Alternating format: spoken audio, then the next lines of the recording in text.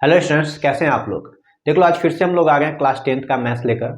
और आज फिर से हम लोग सैम्पल पेपर को सॉल्व करेंगे। इससे पहले हम लोग 2 सैम्पल पेपर को सॉल्व कर चुके हैं, तो जो भी स्टूडेंट्स उसे नहीं देखे हैं इसी चैनल पे जाओ और प्लेलिस्ट पे देख लो। तो आज हम लोग क्या करने वाले हैं, तो आज हम लोग का तीसरा दिन है।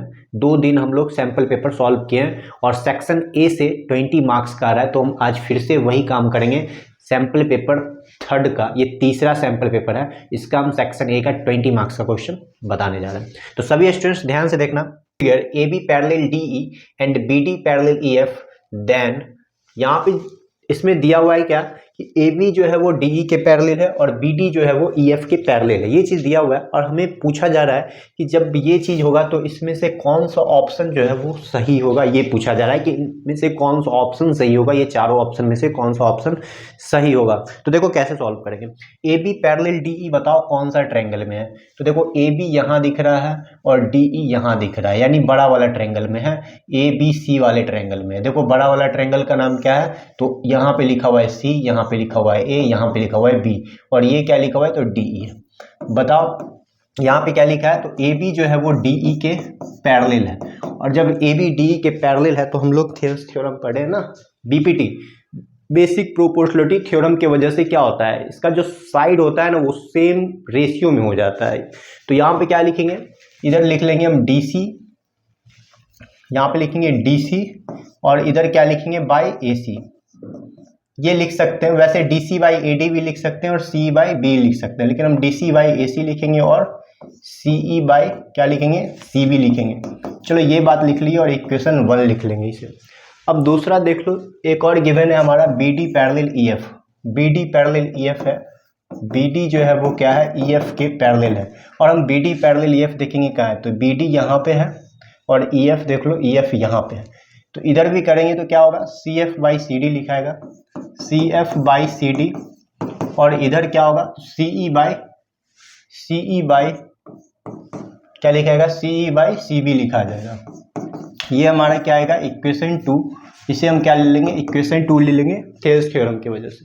अब देखो दोनों इक्वेशन में देख लो आर एच एस सेम है, दोनों इक्वेशन का आर एच एस सेम है। सभी स्टूडेंट्स देख लो, जब आर एच एस सेम होगा तो क्या होगा, एल एच एस को भी सेम कर देंगे। देखो इसका R H S C E by C B है और इसका भी R H S C E by C B है।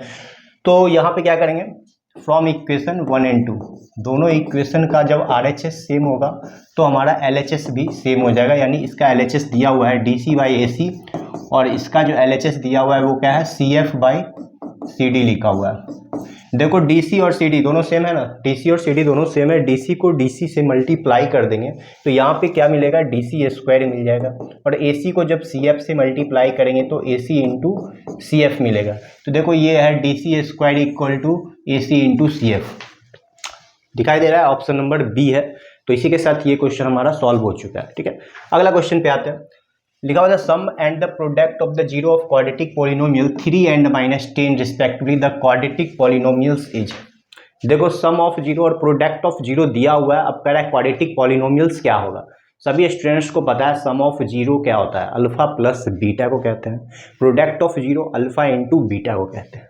तो देखो यहाँ पे सम ऑफ जीरो और प्रोडक्ट ऑफ जीरो दिया हुआ है। सम ऑफ जीरो मतलब अल्फा प्लस बीटा दिया हुआ है और प्रोडक्ट ऑफ जीरो देखो अल्फा प्लस बीटा 3 दिया हुआ है और अल्फा इंटू बीटा दिया हुआ है -10। अब कह रहा है क्या, आप क्वाड्रेटिक पॉलिनोमियल्स बता दीजिए क्या होगा। और क्वाड्रेटिक पॉलिनोमियल्स का फॉर्मूला क्या होता है बता दो। क्वाड्रेटिक पॉलिनोमियल्स जो होता है वो होता है एक्स स्क्वायर माइनस क्या लिखेंगे x square minus alpha plus beta into x plus alpha into beta, यही होता है। देखो क्वाड्रेटिक पॉलिनोमियल्स का फॉर्मूला ये होता है। अब हम क्या करेंगे, एक्स स्क्वायर की जगह x square minus alpha plus beta क्या लिखा हुआ है 3x और अल्फा इंटू बीटा जो लिखा हुआ है वो क्या है -10। प्लस माइनस जब करेंगे तो ये प्लस माइनस जब करेंगे तो हमारा क्या आएगा, माइनस में ही आंसर आएगा। तो देखेंगे यहाँ पे क्या है x square minus 3x minus 10, देखेंगे कहाँ है x square minus 3x minus 10, फिर ऑप्शन नंबर डी में हमें मिल रहा है। तो देखो इसी के साथ ये भी क्वेश्चन हो गया सॉल्व। अगला क्वेश्चन पे आते हैं, क्वेश्चन नंबर 3 पे। थर्ड में देखो लिखा हुआ है, थर्ड में क्या लिखा हुआ है, तो यहाँ पे लिखा हुआ है 217x plus 131y equal to 913। फिर लिखा है 131x प्लस 217y बराबर 827। अब इसमें पूछा जा रहा है बताइए x का वैल्यू क्या होगा और y का वैल्यू क्या होगा। दो इक्वेशन दिया हुआ है और इस दोनों इक्वेशन को सॉल्व करके एक्स और वाई का वैल्यू बताना। हम लोग पढ़ चुके हैं इस सब्स्टिट्यूशन मेथड, एलिमिनेशन मेथड और क्या क्या, तो ग्राफिकल मेथड। यहाँ पे सब्स्टिट्यूशन या एलिमिनेशन लगा के फाइंड कर लेंगे क्या होगा। तो देखो इस तरीके का क्वेश्चन जब भी रहे ना, इसको हम क्या करते हैं, इक्वेशन 1 लेते हैं और इसको इक्वेशन 2 ले लेते हैं। सबसे पहले ऐड कर देना,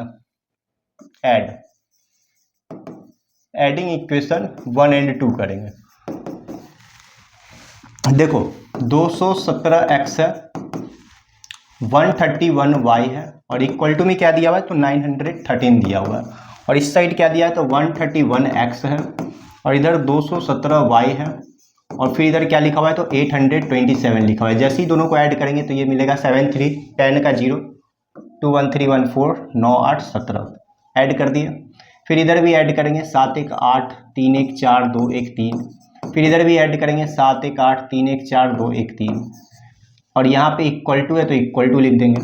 देखो दोनों में 348 कॉमन आ रहा है, जैसे ही 348 कॉमन लेंगे तो हमें क्या मिलेगा, ये चीज़ मिलेगा। और जो x प्लस वाई का जो वैल्यू आ रहा है वो आ रहा है 1740 और ये 348 इधर आके डिवाइड में हो जाएगा 348।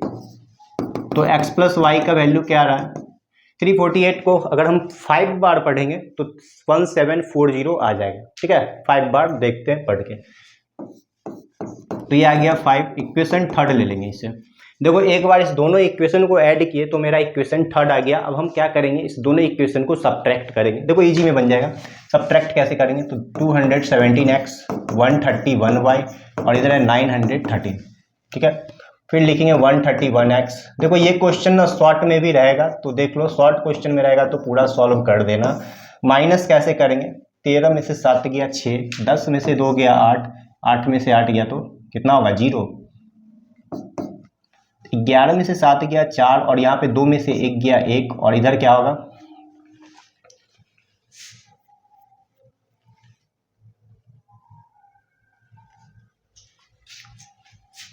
देखो जब सब्ट्रैक्ट करते हैं तो साइन जो है वो चेंज हो जाता है। साइन चेंज होता है ना, साइन जो है वो हमारा चेंज हो जाता है जब सब्ट्रैक्ट करते हैं। तो अब देखो सब्ट्रैक्ट करेंगे तो 13 में से 7 गया 6, 10 में से 2 गया 8 और यहाँ पे कैंसिल हो गया, 8 में से 8 गया 0। फिर देखो यहाँ पे साइन चेंज हुआ, यानी नीचे 217 में से 131 को घटाएंगे, 7 में से 1 गया 6, 11 में से 3 गया 8 और 1 में से 1 गया 0 और निगेटिव लिख देंगे यहाँ पे क्योंकि माइनस वाला ज़्यादा है। फिर देखो 7 में से 1 गया 6, यहाँ पे क्या बचेगा, 11 में से 3 जाएगा 8 और इधर 0। तो ये 86x minus 86y equal to 86 आ रहा है। देखो 86 तीनों टर्म में आ रहा है, यानी 86 को हम कॉमन ले सकते हैं। तो 86 को जैसे ही हम यहाँ पे कॉमन लेंगे तो ये आएगा x minus Y equal to 86। x minus Y का वैल्यू क्या आ गया, 86/86। जैसे ही हम इसको काटे तो x माइनस वाई का वैल्यू आ गया 1।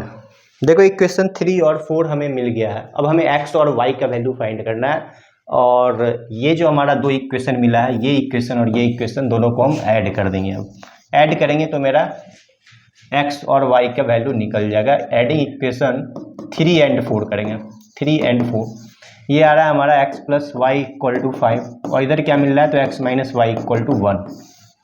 देखो y कैंसिल हो गया, 2x इक्वल टू आ रहा है 6, यानी x का वैल्यू 3 मिल रहा है। देखेंगे x का वैल्यू 3 कहाँ पे,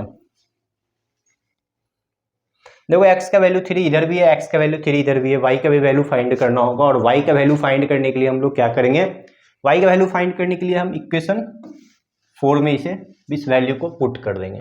और इक्वेशन 4 हमारा क्या है, तो देखो x minus Y equal to क्या लिखा हुआ है, 1 लिखा हुआ है। x के जगह 3 लिख देंगे, ये 1 इधर आ गया, y उधर चला गया, यानी क्या आ गया, y का वैल्यू 2 आ गया। देखो y का वैल्यू 2 आ रहा है और x का वैल्यू 3 आ रहा है, तो 3 और 2 इसका आंसर होगा, जो कि हमारा देखो ऑप्शन नंबर सी में है। ऑप्शन नंबर सी में है x का वैल्यू 3 और y का वैल्यू 2।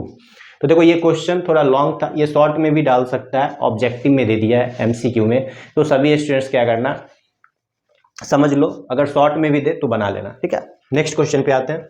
अगला क्वेश्चन क्या है, 4 नंबर। देखो 4 में क्या लिखा है, system of linear equation is said to be inconsistent. देखो कह रहा है लीनियर इक्वेशन इन 2 वेरिएबल जब इनकंसिस्टेंट कहलाता है तो क्या होता है। देख लो यहाँ पे क्या दिया हुआ है, 1 सॉल्यूशन दिया हुआ है। ये 1 सॉल्यूशन कभी नहीं होगा क्योंकि ये जो कंसिस्टेंट होता है वो 1 सॉल्यूशन का होगा। एटलीस्ट 1 सॉल्यूशन ये भी नहीं होगा, 2 सॉल्यूशन ये भी नहीं होगा, नो सॉल्यूशन वाला इनकंसिस्टेंट कहलाता है। ठीक है, इनकंसिस्टेंट का मतलब असंगत होता है, और ये जो नो सॉल्यूशन वाला होगा वो इनकंसिस्टेंट होगा। नेक्स्ट क्वेश्चन पे बढ़ते हैं, आगे बढ़ते हैं। क्या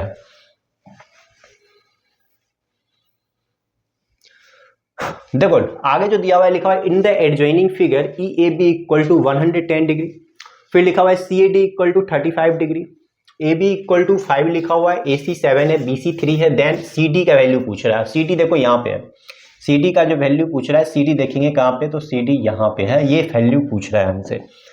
देखो सबसे पहले क्या करेंगे हम, ये एंगल हमें फाइंड करना है। हमें पता है कि ये पूरा 180 डिग्री बनाएगा। ठीक है, ये 110 है, ये 35 है, और ये कितना हो जाएगा, टोटल 180 होता है ना, तो यानी 180 में से अगर हम 110 और इस 35 को माइनस कर ले कितना आ जाएगा, तो ये हमें मिल जाएगा 35 डिग्री। ये आ गया 35, ये भी 35 है, यानी ये क्या हो गया, ये जो हमारा लाइन खींचा हुआ है ये एंगल बाइसेक्टर है, एंगल ए को बाइसेक्ट कर रहा है। ठीक है, देख लो बाइसेक्ट का मतलब होता है दो बराबर भागों में बांटना, यानी ये एंगल ए जो है, एंगल ए, इसको देखो 35 दो बराबर भागों में ये वाला लाइन बांट रहा है। सभी को पता है angle bisector theorem, triangle chapter में था एंगल बाइसेक्टर थ्योरम। तो एंगल बाइसेक्टर थ्योरम में क्या होता है, तो हमारा जो ए बी है वो बाई ए सी हो जाता है, और इधर B D by C D हो जाता है, B D by C D हो जाता है। ए बी का वैल्यू देखेंगे, ए बी का वैल्यू यहाँ दिया हुआ है 5 सेंटीमीटर, ए सी का वैल्यू देखेंगे 7 सेंटीमीटर, बी डी का वैल्यू देखेंगे, देखो बी डी का वैल्यू, इस बी डी का वैल्यू निकालने के लिए हम क्या करेंगे, इस टोटल बी सी में से, इस टोटल वाले बी सी में से इस सी डी को माइनस कर देंगे। तो यहाँ पे हम क्या लिखेंगे, तो B C minus C D लिखेंगे, और नीचे सी डी की जगह सी डी ही रहने देंगे। देखो 5/7 है, और देखो बी सी का वैल्यू यहाँ पे दिया हुआ है 3, सी डी अपने जगह पे रहेगा और सी डी भी नीचे अपनी जगह पे रहेगा, क्योंकि सी डी का वैल्यू हमें फाइंड करना है इस क्वेश्चन में। देखो 5 को सी डी से मल्टीप्लाई किए 5 सी डी आ रहा है, और फिर 7 को 3 से करेंगे 21, 7 को फिर इस सी डी से करेंगे तो -7 सी डी मिल जाएगा। और देख लो यहाँ पे 5 सी डी है, और ये 7 सी डी इधर आके +7 सी डी हो जाएगा, और इधर 21 अपने जगह पे 12 सी डी हो जाएगा ऐड करके। तो सी डी का वैल्यू आ रहा है 21/12 आ रहा है, 21/12 आ रहा है। ठीक है, 3 से कट रहा है, 3 7 जा 21, 3 4 जा 12, तो सी डी का वैल्यू हमें मिल रहा है 7/4। अब देखेंगे हम सी डी का वैल्यू 7/4 का है, देखो डेसिमल में दिया हुआ है ये, तो हम इसे डिवाइड करके देखते हैं डेसिमल में क्या आता है।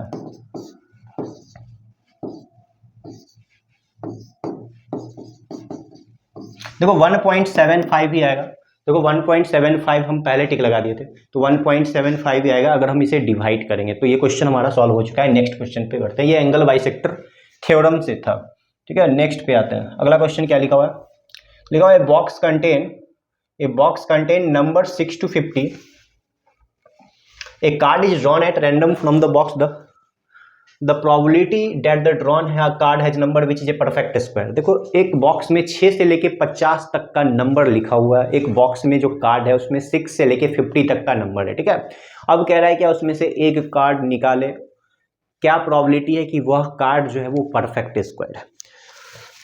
सबसे पहले तो ये पता करेंगे कि 6 से लेके 50 तक जो कार्ड है वो कितना संख्या में है, मतलब टोटल आउटकम्स पता करेंगे।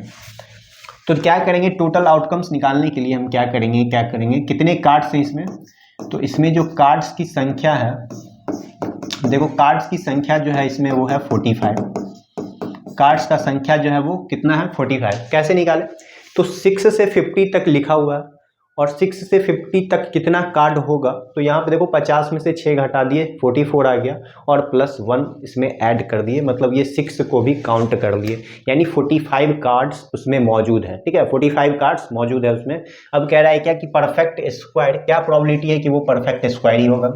परफेक्ट स्क्वायर क्या क्या होता है, 6 और 50 के बीच में, 6 और 50 के बीच में जो परफेक्ट स्क्वायर होगा वो क्या क्या होगा, 9 होगा, सॉरी हाँ 9 होगा, 9 का स्क्वायर रूट 3 होता है, जिसका स्क्वायर रूट निकल जाएगा ना वही परफेक्ट स्क्वायर होता है।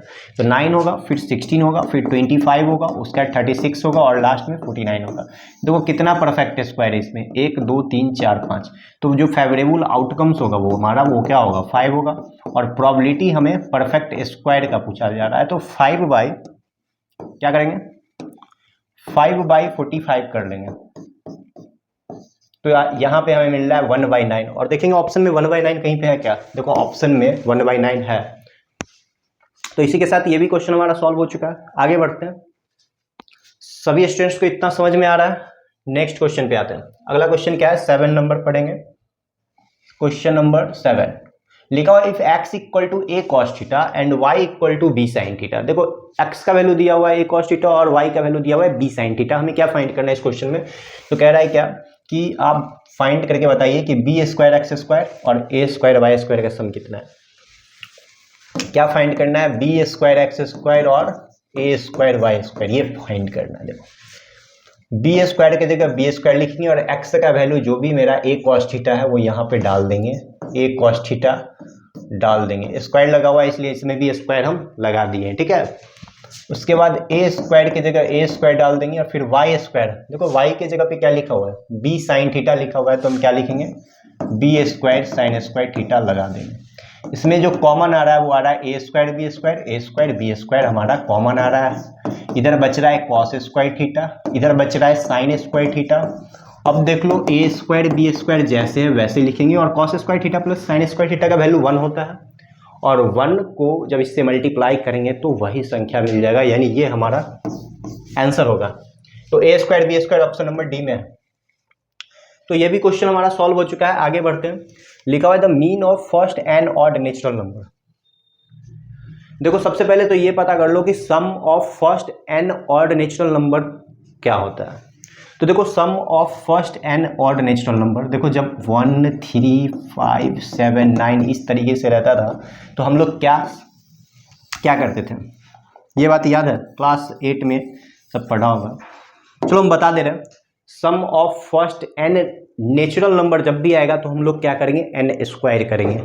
ये थ्योरेटिकल चीज़ है। Sum of first and odd natural number जब भी पूछे तो हम लोग क्या करेंगे एन स्क्वायर करेंगे, ठीक है। चलो एक एग्जांपल समझाते हैं। यहाँ पे लिखा हुआ है 1 3 5 7, ये ऑड नंबर है और ये क्या है sum of first 4 odd natural number है, ये है ना। अगर इसका सम निकालने को कहेगा तो हम काउंट कर लेंगे कितना संख्या है 1 2 3 4 और आराम से 4 का स्क्वायर कर देंगे। देखो जैसे यहाँ पे एन स्क्वायर किया तो क्या मिलेगा 16 मिल जाएगा, ठीक है। यही ना, ये सब नहीं करना, हम ऐसे ही समझा रहे थे। मीन फाइंड करना है। मीन का फॉर्मूला होता है sum of observation by number of observation, यही ना होता है, sum of observation by number of observation. और सम ऑफ ऑब्जर्वेशन है हमारा एन स्क्वायर और नंबर ऑफ ऑब्जर्वेशन का मतलब एन का संख्या होता है। तो इसमें नंबर ऑफ ऑब्जर्वेशन क्या है, नंबर ऑफ ऑब्जर्वेशन एन ही होगा, तो यहाँ पे एन लिख देंगे। एन से एन कैंसिल हो गया, बच गया हमारा एक एन। तो यहाँ पे इसका जो मीन होगा वो एन होगा। ऑप्शन नंबर ए देख लो, ऑप्शन नंबर ए में एन दिया हुआ है। तो ये भी क्वेश्चन हमारा सॉल्व हो चुका है। आगे बढ़ेंगे क्वेश्चन नंबर 9 पे। 8 क्वेश्चन सॉल्व हो चुका है, सभी स्टूडेंट्स को समझ में आ गया होगा। नेक्स्ट क्वेश्चन पे आते हैं। अगला क्वेश्चन देखते हैं है क्या। देखो यहाँ पे लिखा हुआ है P Q R if P Q by P R, P Q by P R दिया हुआ है, फिर Q M by M R दिया हुआ है और क्यू का वैल्यू क्या दिया हुआ है, तो क्यू का वैल्यू दिया हुआ है क्या दिया हुआ है, क्यू का वैल्यू क्या दिया हुआ है,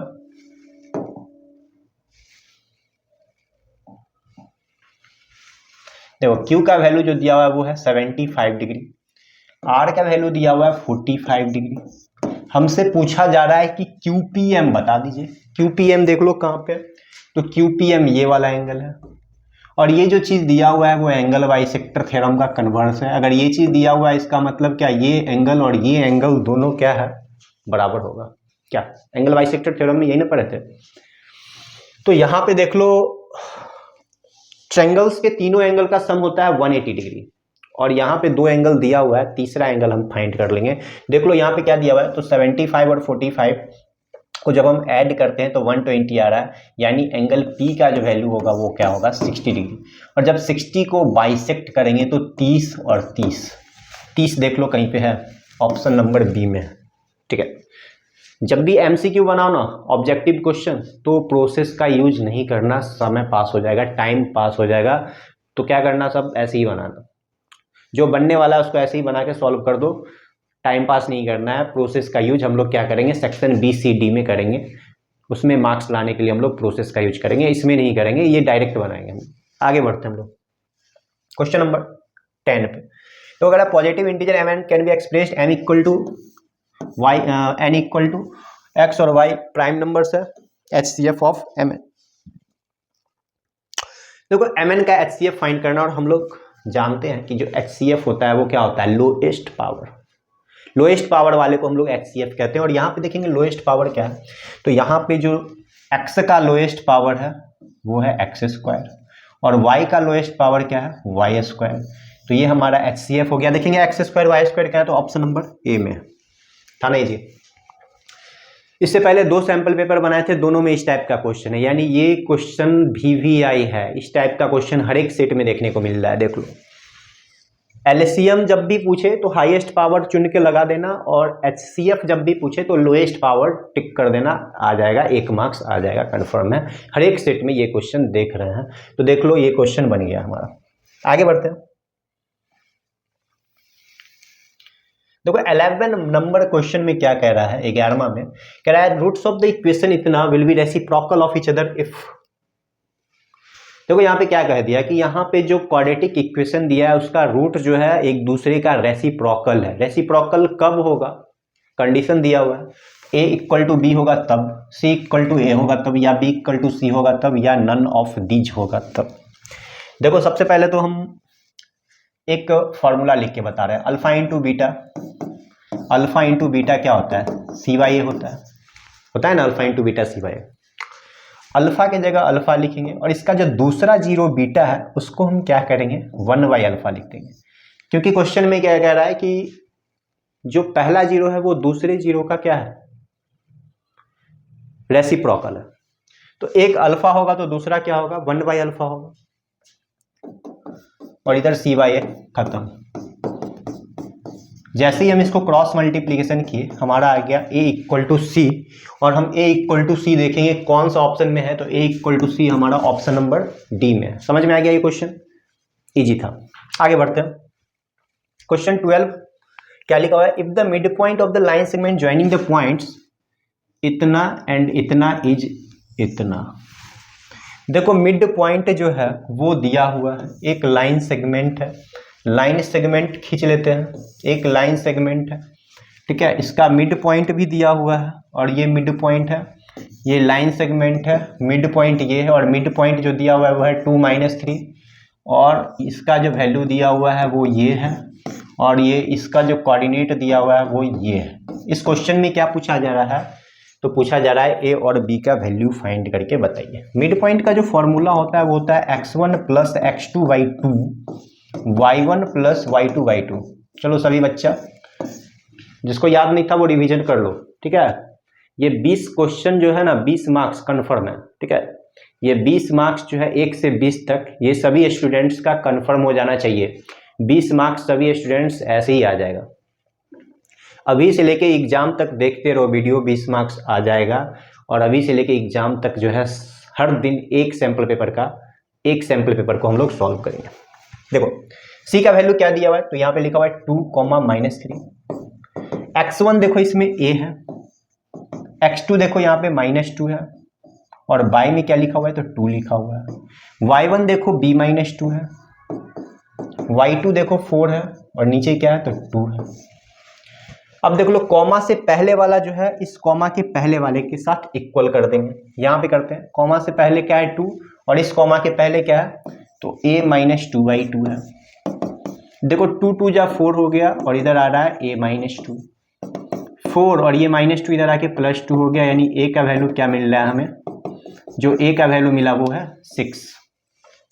अब देखो कॉमा के बाद वाला जो -3 है, इस कॉमा के बाद वाले के साथ हम क्या करेंगे, इक्वल करेंगे, तभी जाके b का वैल्यू निकलेगा। तो कॉमा के बाद है यहाँ -3, और इधर कॉमा के बाद लिखा हुआ है क्या, तो b-2 + 4/2 लिखा हुआ है, यही ना लिखा हुआ है। देखो -3 को इस 2 से करेंगे -6 आ जाएगा, और b है और 4 - 2 करेंगे तो आ जाएगा +2। -6 और ये 2 जो है +2 इस साइड आके -2 हो जाएगा, यानी -8 आ रहा है b का वैल्यू। देखो b का वैल्यू -8 और a का वैल्यू 6। हम देख रहे हैं b का वैल्यू -8 और a का वैल्यू 6। a का वैल्यू कितना है 6 और b का वैल्यू है -8। ऑप्शन देखेंगे, a का वैल्यू 6 और b का वैल्यू -8 ऑप्शन नंबर बी में दिख रहा है। तो इसी के साथ ये भी क्वेश्चन हो गया सॉल्व। आगे बढ़ते हैं। देखो 12 क्वेश्चन 12 क्वेश्चन सॉल्व हो चुका है। आगे बढ़ते हैं क्वेश्चन नंबर 13 पे। सभी स्टूडेंट्स को समझ में आ गया होगा ये 12 क्वेश्चन कैसे बना, ठीक है। नेक्स्ट क्वेश्चन पे आते हैं। क्वेश्चन नंबर 13 क्या है, देखो लिखा हुआ है the marks obtain by 9 students in mathematics are इतना the median of the data. देखो मीडियन जब भी फाइंड करने के लिए दे तो सबसे पहले उसे असेंडिंग ऑर्डर में सजा लो। असेंडिंग ऑर्डर में सजा लो या डिसेंडिंग में सजा लो, बात बराबर है, असेंडिंग में ही सजाते हैं। देख लो यहाँ पे क्या लिखा हुआ है, तो यहाँ पे जो लिखा हुआ है 1 2 3 4 5 6 7 8 9, 9 को संख्या है ना। सबसे छोटा कौन है इसमें, 27 है। 27 है सबसे छोटा कि 23 है, 23 है, फिर 27 है, उसके बाद 29 है, फिर 30 है, फिर 35 है, उसके बाद 35 के बाद 40, 40 के बाद 46, 46 के बाद देख लो 52 और 52 के बाद लास्ट में 59, 59।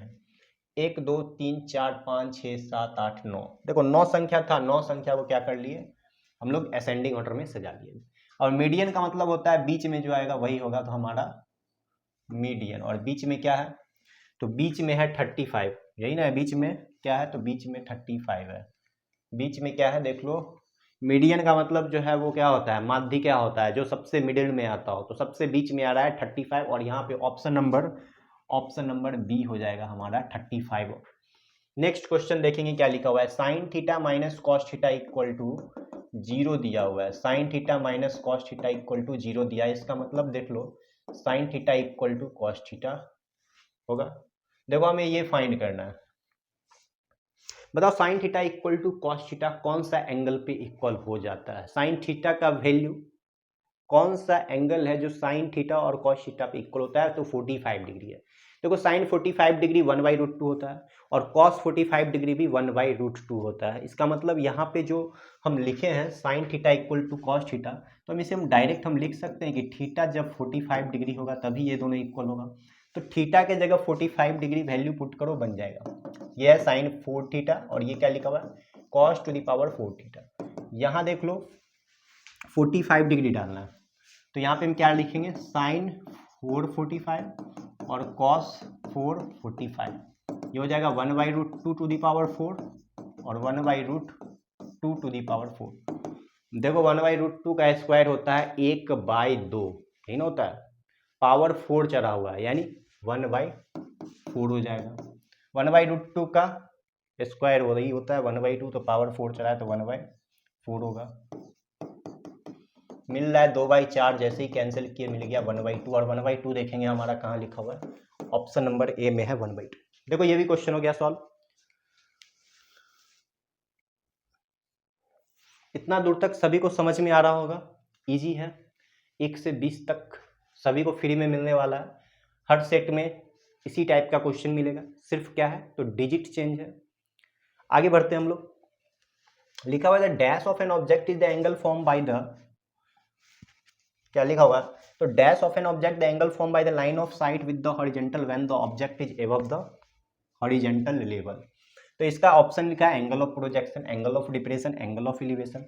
सभी को पता है एंगल ऑफ क्या होगा, एंगल ऑफ एलिवेशन होगा। चलो आगे बढ़ते हैं।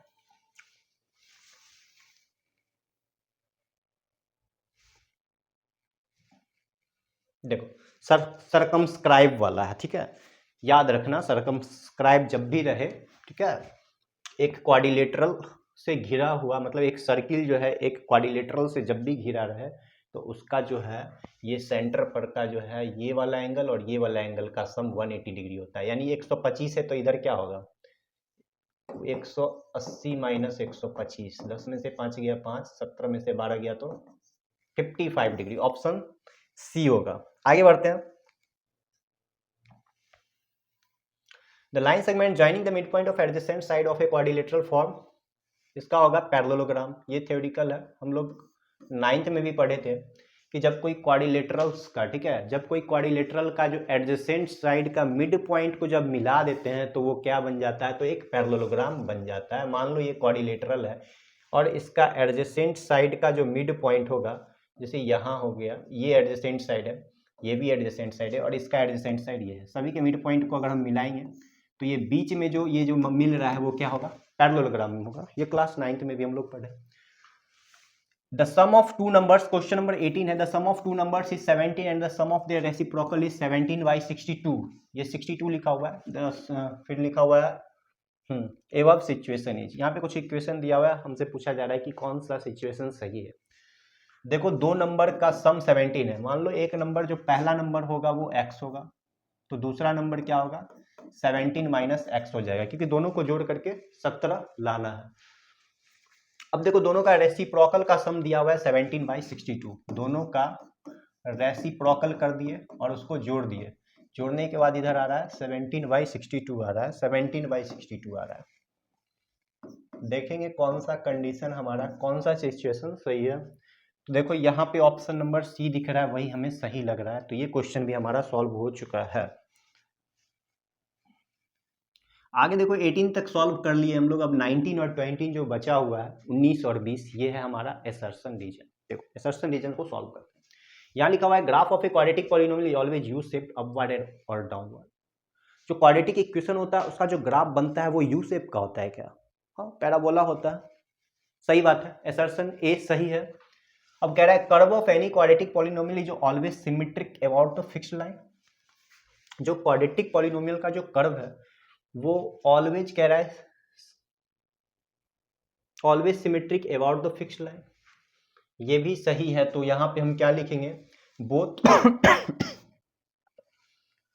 यहां पे हम लिखेंगे both A and R are true and R is the correct explanation of ए।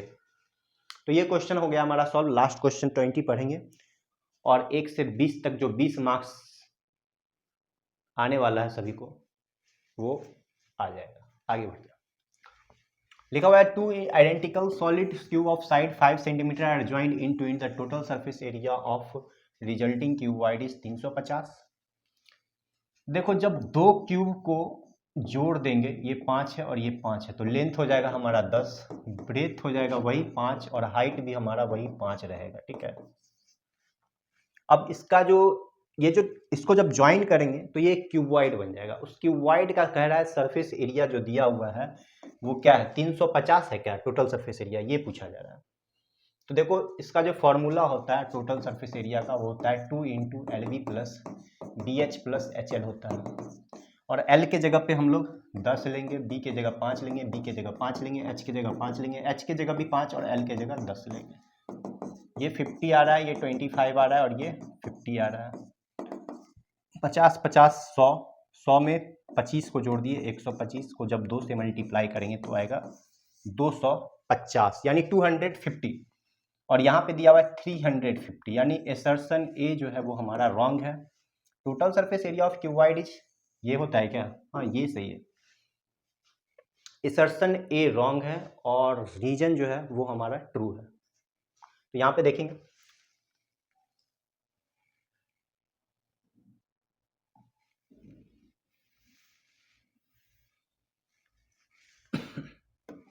क्या लिखा हुआ है, तो A is true but R is false. तो क्वेश्चन नंबर 20 का जो है वो हम लोग ऑप्शन नंबर सी लगाएंगे। तो इसी के साथ ये हमारा क्वेश्चन सॉल्व हो चुका है। सेक्शन ए का 20 मार्क्स का क्वेश्चन सॉल्व कंप्लीट कर चुका है। तो हर रोज हम लोग क्या करेंगे, इसी तरीके से एक सैम्पल पेपर को कंप्लीट करेंगे। कल नेक्स्ट डे एक नए सैम्पल पेपर के साथ मिलेंगे। तब तक के लिए सभी स्टूडेंट्स अच्छे से तैयारी करो।